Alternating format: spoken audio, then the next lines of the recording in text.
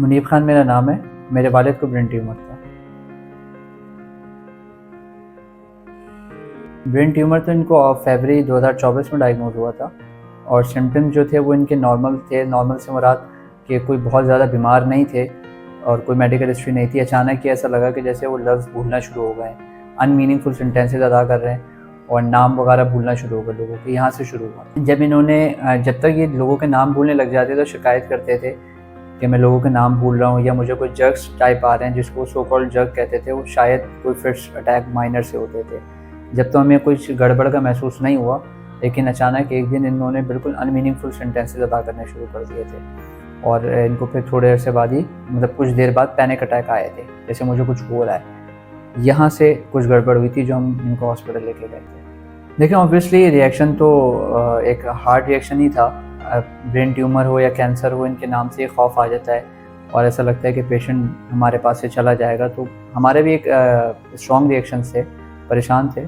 Effect of the family तो हम सभी थे और मेन तो पेशेंट खुद थे, एक हेड ऑफ द फैमिली और फिर इस तरीके से एक नॉर्मल इंसान और अचानक ही वो बिल्कुल सही हो और कुछ ही दिनों बाद बिल्कुल बेड पे आ जाए और बोलने की स्पीकिंग पावर उनकी चली गई थी और एक नॉर्मल रूटीन उनकी थी, कोई मेडिकल हिस्ट्री नहीं थी और फिर एकदम बेड पे आ जाए इंसान तो सब कुछ ही अलग हो जाता है। डेली लाइफ बिल्कुल चेंज हो गई थी। उनकी जो बात वो करते थे वो हम नहीं समझ पाते थे, जो हम करते थे वो फिर भी थोड़ी समझ लेते थे, क्योंकि उनका जो बॉडी पार्ट ब्रेन का इफेक्ट था वो उसका ताल्लुक बोलने से था। देखिए हमारे पास दो ऑप्शंस थे जो डॉक्टर्स की तरफ से बताए गए थे कि अगर इनको हम मेडिसिन पे रखते हैं तो मोस्ट प्रोबेबली 3 से 4 महीने की लाइफ है और अपेरेंटली पता लग रहा था कि ये लास्ट स्टेज का कैंसर है, ट्यूमर कह लें। और दूसरा ऑप्शन हमारे पास था कि अगर हम इनको सर्जरी की और रेडिएशंस की तरफ जाते हैं तो उसमें टाइम तकरीबन 1 साल का मिल जाएगा और लेकिन मेहनत ज़्यादा लगेगी। तो हमने भी नॉर्मल फैमिलीज की तरह यही सजेस्ट किया कि आपस में कि वी विल फाइट और हम फाइट करके देखते हैं कितने हद तक हम अपने पेशेंट को रोक सकते हैं, बचा सकते हैं। देखिए मैं एडवाइस बिल्कुल भी नहीं किसी को देना चाहूँगा। हर पेशेंट के सिम्टम्स, हर पेशेंट की क्राइटेरिया डिफरेंट होता है। मेरे लिए जैसे सर्जरी का ऑप्शन बहुत फ्रूटफुल नहीं रहा, क्योंकि 3 महीने की लाइफ रही सर्जरी के बाद मेरे फादर की और वही मेडिसिन पे भी बताई थी। लेकिन हर पेशेंट के सिम्टम्स डिफरेंट होते हैं, उनकी चीज़ें डिफरेंट होती हैं। हो सकता है उनके लिए सर्जरी बेहतर हो, तो मैं किसी के लिए एडवाइस नहीं करूँगा कि सर्जरी करवाएं या मेडिसिन पे रखें। Depends on patient condition.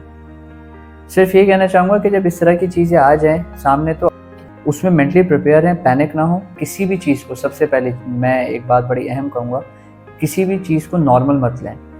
जैसे हम लोग को एक चीज़ में बहुत ज़्यादा, मेरी फैमिली को और हम लोगों को लग रहा था कि शायद इनकी सांस फूलती है, लेकिन हम उसको रियलाइज़ नहीं कर सके थे कि वो सांस नहीं फूल रही थी, वो लंग्स इफेक्ट हो रहे थे।